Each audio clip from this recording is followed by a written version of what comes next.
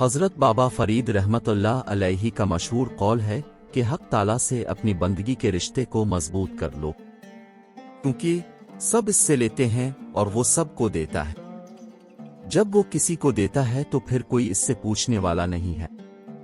اس سلسلے میں حضرت بابا فرید اپنا مشاہدہ بیان کرتے ہوئے فرماتے ہیں کہ ایک بار میں اور میرے دوست حمید الدین ناگوری دریا کے کنارے سفر کر رہے تھے۔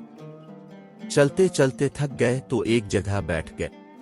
پھر ہمیں شدت سے بھوک کا احساس ہوا اور ساتھ ہی خیال آیا کہ دریا کے کنارے روٹی کہاں سے ملے گی۔ ابھی ہم دونوں سوچ ہی رہے تھے کہ اچانک ایک بھیڑ نمودار ہوئی۔ اس کے منہ میں 2 روٹیاں تھیں۔ وہ بھیڑ ہمارے نزدیک آئی اور روٹیاں رکھ کر چلی گئی۔ ہم نے کھانا کھایا اور اللہ کا شکر ادا کیا۔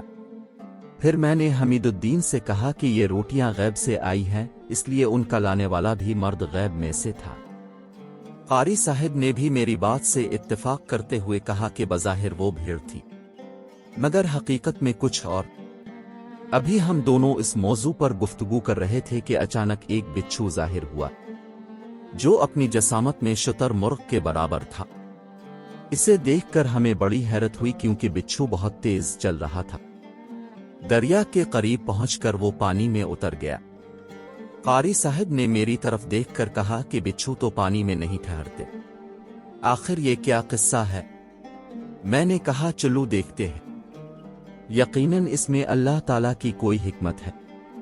قاری صاحب نے کہا کہ یہاں کوئی کشتی نہیں ہے، پھر ہم دریا کیسے عبور کریں گے؟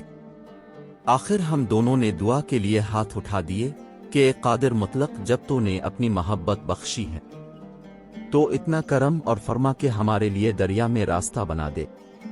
ابھی ہماری دعا کی گونج باقی تھی کہ دریا 2 حصوں میں تقسیم ہو گیا اور درمیان میں خشک راستہ ظاہر ہو گیا۔ ہم نے باری تعالیٰ کا شکر ادا کیا اور بچھو کے پیچھے پیچھے چل پڑے۔ بچھو دریا سے نکل کر ایک درخت کی طرف بڑھا جس کے نیچے کوئی شخص سو رہا تھا۔ اچانک درخت سے ایک سانپ اترا۔ وہ سوئے ہوئے شخص کو کاٹنا ہی چاہتا تھا کہ بچھو سانپ پر حملہ آور ہوا اور اسے ہلاک کر دیا۔ پھر دوسرے ہی لمحے بچھو ہماری نظروں سے غائب ہو گیا۔ ہم نے سوچا کہ یقیناً یہ کوئی بزرگ ہے جس کی اللہ تعالیٰ نے اس طرح حفاظت کی۔ اس شخص سے ملاقات کا شوق ہوا، مگر جب ہم اس کے قریب پہنچے تو معلوم ہوا کہ وہ شخص شرابی ہے۔ قریب ہی اس نے قے کر دی تھی اور فضا میں شراب کی بو پھیلی ہوئی تھی۔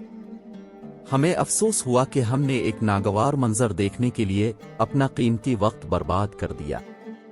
پھر بھی یہ خیال ضرور آیا کہ اللہ تعالیٰ نے ایک شراب نوش کی اس طرح حفاظت کی۔ ابھی ہم دونوں اس ذہنی کشمکش میں مبتلا تھے کہ ایک صدائے غیبی سنائی دی، اے عزیزو، اگر اللہ تعالیٰ صرف پارساؤں پر نظر رکھے تو پھر ان گناہگاروں کی حفاظت کون کرے گا؟ اسی دوران وہ شرابی شخص نیند سے بیدار ہو گیا اور جب اس نے اپنے قریب مردہ سانپ کو دیکھا تو حیران و پریشان نظر آنے لگا۔ ہم نے پورا واقعہ بیان کر دیا جسے سن کر اس کی حالت غیر ہو گئی۔ وہ بہت دیر تک روتا رہا، پھر اس نے آسمان کی طرف منہ کر کے اپنے مالک کو پکارا، بے شک تو کریم ہے، میرے گناہوں کو بخش دے کہ تیری رحمت کے سوا میرا کوئی ٹھکانہ نہیں۔ اس شراب نوش نے اس طرح توبہ کی کہ گناہوں کے کوچے کی طرف موڑ کر بھی نہیں دیکھا۔ یہ واقعہ سنانے کے بعد حضرت بابا فرید نے فرمایا کہ جب اس کے کرم کی ہوا چلتی ہے تو ایک گنہگار کو بھی پارسا بنا دیتی ہے، لیکن جب اس کے قہر کی آندھی چلتی ہے تو ہزاروں جید و دستار اڑتے پھرتے ہیں۔